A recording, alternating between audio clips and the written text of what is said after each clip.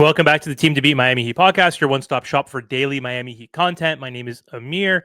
For this episode, we got some new news found it on Twitter, and Eddie Gonzalez was on a radio show on ESPN talking about Jimmy Butler to the Phoenix Suns. So Eddie is an NBA insider. I think he's also Kevin Durant's right-hand man, apparently. So he had some interesting things to say on the radio regarding Jimmy Butler to the Suns. So we all know that Jimmy Butler only wants to go to the Suns. He reiterated that, saying that that's the only team that Jimmy prefers to go to and will basically go to. And it's up to the Miami Heat to figure it out to see if they can find a third party to facilitate the Brad Beal trade, because the Miami Heat have clearly stated they don't want Bradley Beal for many reasons, mainly because of his contract. And so Eddie basically came out saying the Suns have found a third, a fourth, even a fifth team for the Miami Heat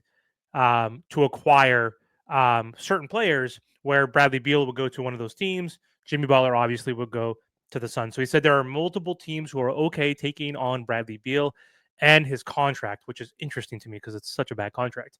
There are multiple teams that apparently Bradley Beal will waive his no trade clause for to go to facilitate this trade. So I guess there have been conversations.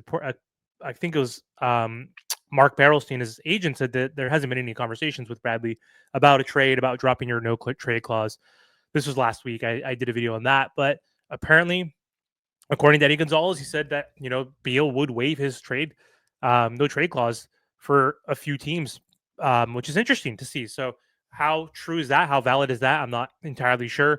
So I guess they're saying the ball has been in the Miami Heat's court. And he also said with those teams, they've found that the Utah Jazz have made offers, the Milwaukee Bucks have made offers, maybe the Chicago Bulls have made offers, and the Miami Heat have turned down all of these offers apparently.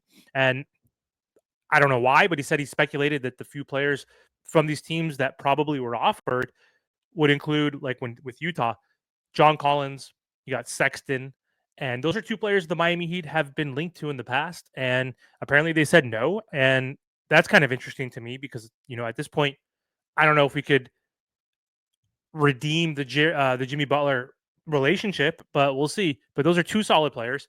For the Bucks, apparently Middleton, who just got benched, who's been washed and injured, his knee is cooked.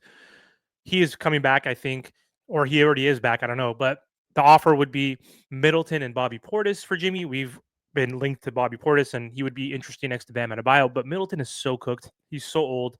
And I'd rather have Sexton and Collins over those two. The other option would be maybe Zach Lavine with the Chicago Bulls, which makes no sense because the Bulls have been trying to get rid of Lavine since the offseason and all season long. He has a horrible contract. He's playing good this season. He's playing better. He's healthier, but he is always injured too. And he has a bad contract moving forward. Not as bad as Bradley Beal's, but still not a great contract. And we already have Tyler Hero who's elevating. So it doesn't make sense for the Miami Heat to get another shooting guard type player next to him. So the Miami Heat have turned that down. So all of this is super interesting. And what does the Miami Heat want? I think I know what the Miami Heat want for Jimmy Butler. They want draft capital because we only have one or two picks in the next 7 years that are tradable. They want expiring contracts. They want win now players. I mean, Sexton and Collins are younger. I think they're both 26 years old or somewhere in that range. And they can help improve this roster. They could be those kind of win now players that get injected into the rotation with the Miami Heat's new youth movement around Bam, around Tyler, around Kalal, around Jaime, around Jovic. And adding those two would make sense. So I think they want mainly win now players, but they want expiring contracts. They don't want long-term bad contracts. And I don't know the details with all those guys' contracts that I've mentioned, but I know they want picks. I don't think they're getting picks. That's probably one reason why they're probably turning some of these down. And some of the contracts aren't that friendly for these win now players. So I'm assuming that's why the Miami Heat are turning them down. But I think it's really interesting that multiple teams are willing to take on Bradley Beal, and also Bradley Beal is willing to go to multiple teams, even if they're not contenders, because none of the teams I mentioned above are contenders. Maybe Milwaukee would be considered a contender, especially if you get Bradley Beal. That would be probably really interesting if they had Giannis, Bradley Beal, and Dame. But still, like Dame's getting older and Bradley Beal's always hurt. So who knows? But that's more shocking to me than Miami turning down trades at this point, because if they don't like what they're getting, basically they can have Jimmy Butler play out the rest of the year after his suspension and let him walk, apparently, because he doesn't want to pick up his $52 million player option.